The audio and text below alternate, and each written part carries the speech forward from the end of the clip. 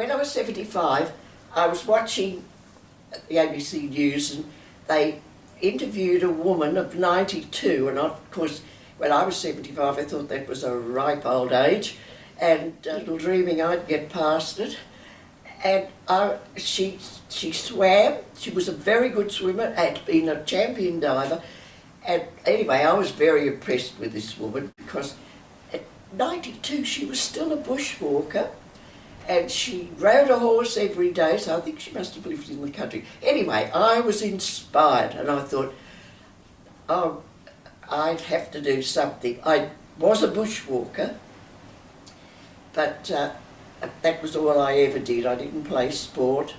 Hadn't been to into the sea, although I lived there, from when my children were youngsters, when they had to have me, and I taught them to swim, and once they were old enough to go on their own, I never went near the water. So it was, it could be 25 or more years since I'd been swimming, because I had never been to a pool. Anyway, I made up my mind I was going to go swimming the next morning at the local pool.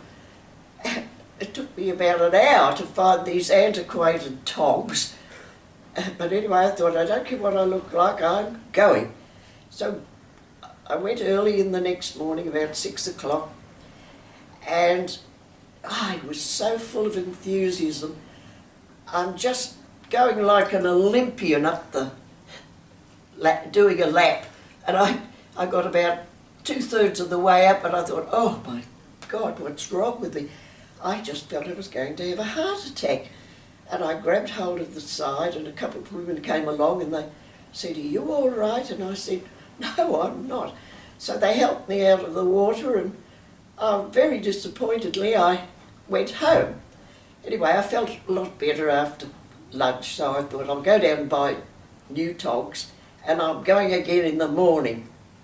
So the next morning I went, and I went much slower at it, and I did one lap, a 25-metre pool, and I stayed and did exercises then, and anyway, from then on I was going 3 times a week, and by 3 months I was doing 50 laps, and I did that 50 laps till I was about 80, and I developed heart trouble.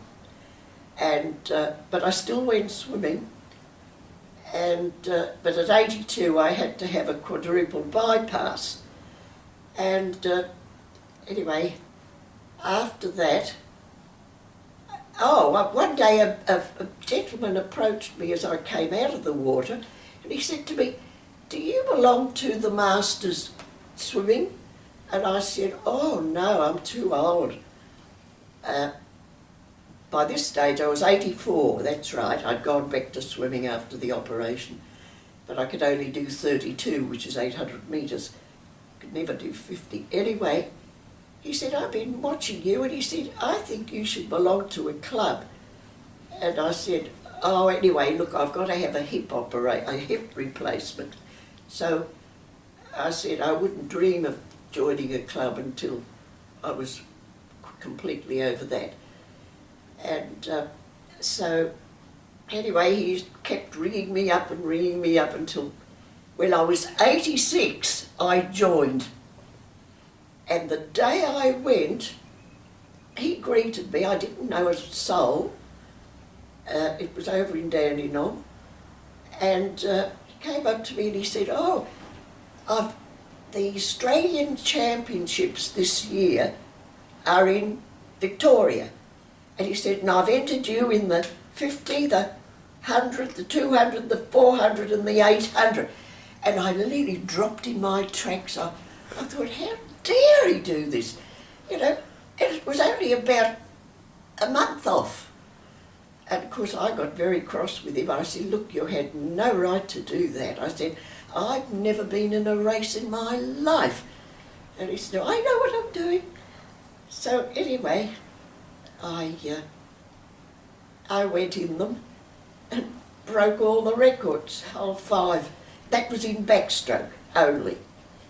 And I couldn't believe it. And of course I brought down one of my, I can't remember now, I think it was the 800. I broke my own record the next year, and belonged to the club and won a lot of medals until I was 86 then, when I first went in a race. And at 89, when I turned 89 in the February, I thought, oh, I've had enough of this. So I retired.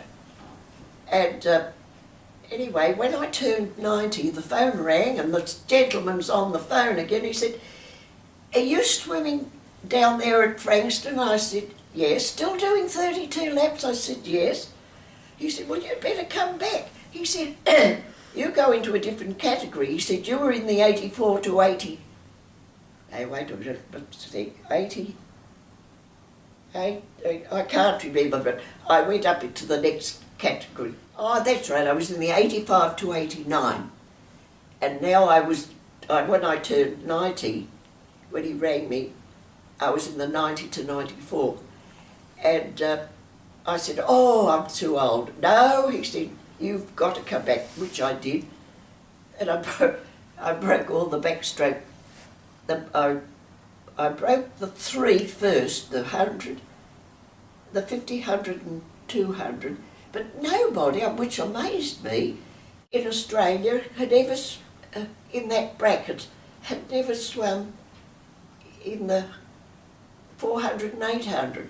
So I set the record for those too. So I got the 5 Australian records again at that age. And then when I was 93, I was in here, in the hostel. I came into the hostel when I was 92. And in 93, the World Games were in Australia. And I had never been to World Games. And in fact, they were in Australia. I went to those, and I got 2 seconds and a third, I was very proud of. And then I gave it away. That was the finished. Until the club that I used to belong to at Dandenong got in touch with me and asked me, would I partake in that? Did you see it on TV at all? You know, it was in the news a lot about the 4 of us breaking. They wanted somebody else to. It had to add up to 360, an average of 90 years, the lot of us, 360 years. And I said, but I'm not a member now. They said, you don't have to worry about that, we'll fix all of that. And so I went in that. Wow.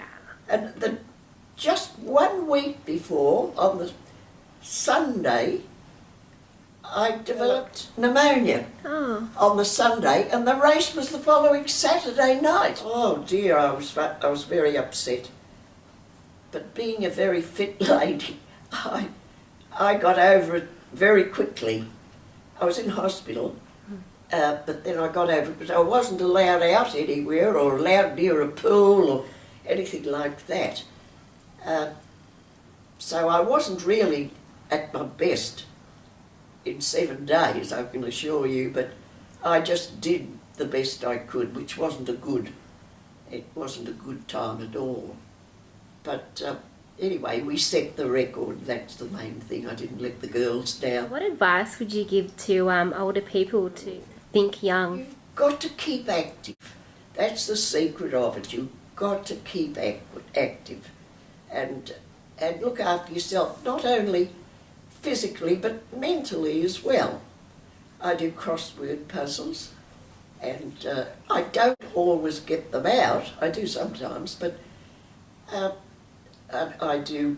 We have word quiz here, which I love, and I play cards once a week, and I play Scrabble once a week to keep my mind occupied. Yes, so I advise people to, and walk a lot. I walk a lot, although I'm in a lot of pain because I had my hip operation many years ago, but they both need doing. That one needs doing again, and that one wants doing for the first time. And they're very painful because they're getting worse as the years go by, but I'm too old to have the operation at 97, so I've just got to endure the pain, but I still walk every day and keep moving, otherwise if you don't use it, you lose it, and it's so true. If you could turn back time, what advice would you tell your younger self? I wish I had have taken up swimming years before. As I say, I knew how to swim, but I probably wouldn't have swum more than 20 yards in my life, or 20 metres as they are today. You know what I mean? But once I took it up on a regular basis, when I first started, 3 days a week, I still never went to the sea. My life changed. I felt better in health. Do you know, prior to taking up swimming, I used to get colds every winter. Not just one, I'd have 2 or 3.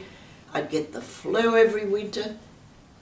And after I'd been swimming, I took it up in the winter, strangely enough, and after I'd been swimming about a month, I thought, oh, you haven't had a cold. And I've never had one since, and never had the flu. And I don't take in flu injections. So that's for over, 22 years I've been free of colds and flu. Wow. That's remarkable. And swimming was it must have built me up, the respiratory tract, and I don't have that problem now every winter.